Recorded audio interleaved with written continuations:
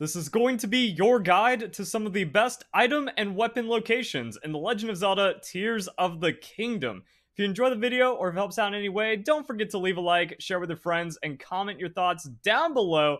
You can drop your own favorite tips, tricks, weapon locations, and all of that other good stuff. So why am I running around in a drained lake picking up fish? That's because hardy bass are cracked, yo. When used in cooking, it restores all of your hearts and increases your maximum hearts as well. Cooked hardy bass will give you 2 bonus hearts per bass used. Now, the location of this lake is in this shrine in the very west of the map in the Sky Islands. I did a video talking about like making flying contraptions and exploring the Sky Islands and getting all of the devices. So you can check that video out if you're having a hard time getting here.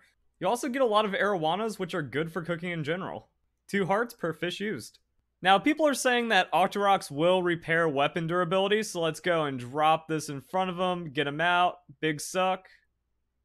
You can do it. There we go. Sucks up the weapon, chews it up for a bit, polishes it, spits it out, and boom, our weapon is good. Now you can get all kinds of extra effects for your weapons like bonus durability, attack up, more attack up, and crit.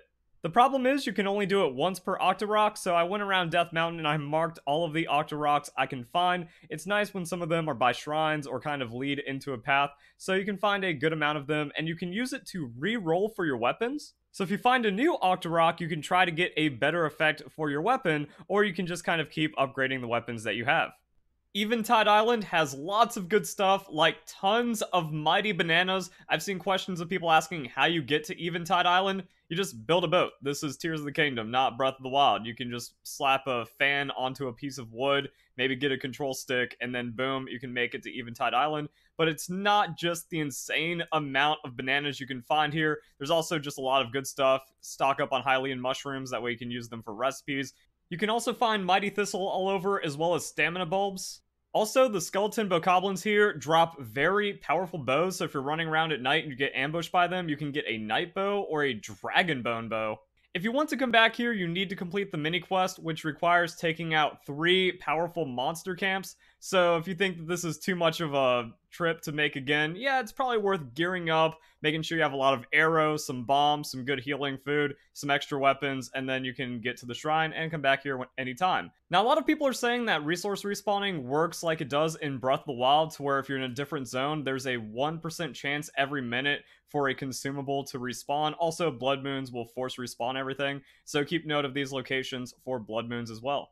3 Mighty Bananas will give you 2 attack up, and 4 Mighty Bananas will give you an attack up of 3. So if you want to increase the duration, that's when you can add some other fruits. Also, you can mix it with the Mighty Thistle, and then you can just have tons of attack up food. So if you always want to be prepared in a fight, yeah, you hit up Eventide Island, you just mix and match and make everything, and then you have an attack up food for any occasion. Now, in the Gerudo Highlands, right by the tower, you can find this area that has a lot of these small rock golems, and defeating them will be like breaking a mineral deposit.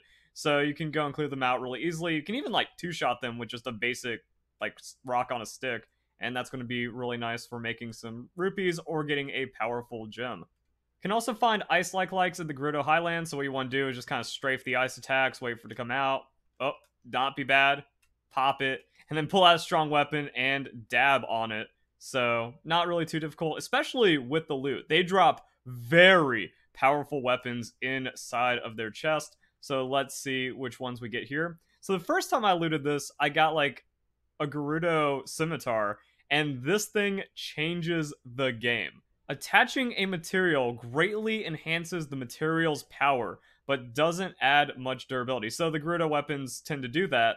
And we can add something crazy to this. How about a blue-maned Lionel Saberhorn? That's going to give us 74 attack. And now we can take everything we've learned in this video and put it to great use. A Flux Construct 3. That just seems like something you'd never be able to beat. But we can start wailing on it. So we can take our attack up food, and then we get cooking. So the name of the game for me is Run and Bomb. I run away, just run away from all the attacks, and then I launch bombs to try to break that core open.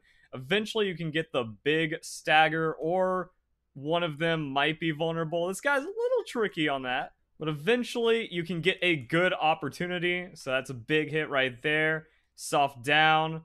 Bigger hit. Come on. Explodey phase transition? Nah. Oh, he's gonna hurt. Yeah, you just keep running. Make sure you don't run out of stamina. Make sure you don't, like, get hit into a weird spot. And then you can just keep swinging until we get the big breakdown. All right, there that is. And that's why I want to go into my blue maned Lionel Reaper and just go for the dunk. Bro, that's outrageous amounts of damage. We just wailed on it because we have the attack up and we have insane damage. And if anything gets to damage, we can repair it. And we also just kind of get to collect all this fun stuff. Now, when you take on this fight, it's good to have a Zonai Sword handy. That way you can fuse it and get the nice little bonus. So we just got a 41 attack weapon out of that. The location of the Construct 3 fight is going to be in the Necluda Sky Archipelago, which can be found right next to the tower. So yeah, you just take the Rebello Wetlands Tower, jump up in the sky, fly over here, boom. There's also a lot of people raving about the orchard. So if you go to this shrine right here, there's tons of apples in this little forest and a lot of golden apples as well. So grab an axe and get swinging. Also, you can just kind of run around and pick up all the apples that are on the ground, and you can look up in the tree and find some golden apples. Oh, look at that. A tree with 2 golden apples. So it's been claimed that you can get 3 golden apples. It's been claimed you can get up to 120 apples in 3 to 4 minutes. This can be a really good way of getting early or even mid-game rupees if you don't have a better method to get money. Okay, that's interesting. So an updraft will actually cause apples to be pushed off the tree and then they'll just land on the ground. So my thought is there might actually be a way of making some kind of crazy machine that you just carry through the forest and it harvests all the apples super quick. It'll also save on weapon durability, which is pretty nice. So this might actually be one of my biggest brain discoveries ever. I found it when I was trying to think like, oh, what happens if I just burn the entire forest down? Can I harvest the apples that way? Well, you can, but sometimes they get cooked. You really can just like do some things to create updrafts that way, and then the apples will land and can do something like that. Maybe a different kind of staff could also work to where like you bounce fire around and it makes it pretty quick. But I think I'm going to take this idea further and make like the craziest apple harvesting contraption you've ever seen. I guess for the money making side of this, it also comes down to how fast you can cook because you get 27 rupees per 5 apple dish.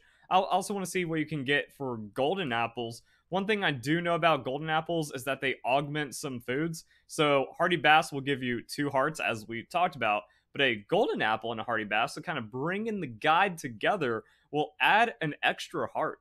And then I want to see if there's maybe some kind of money optimization. So what does 4 apples and a golden apple look like? And then we can also make a 5 apple dish. So the 5 golden apple dish sells for 72 rupees. The 4 apples and 1 gold sells for 36. The rest are 27. And we're not really going to be selling the skewer. Also, if you like burn the apples, only 3 rupees. So not the most insane money making, but if you don't want to like spam mini games for hours to get a few thousand rupees, or if you haven't really made it out to Eventide Island, this is pretty good if you just need a few hundred rupees. So there we go, guys. I hope you enjoyed the video. As I said earlier, please leave a like and share. It helps more than you can imagine. Also, comment your thoughts down below.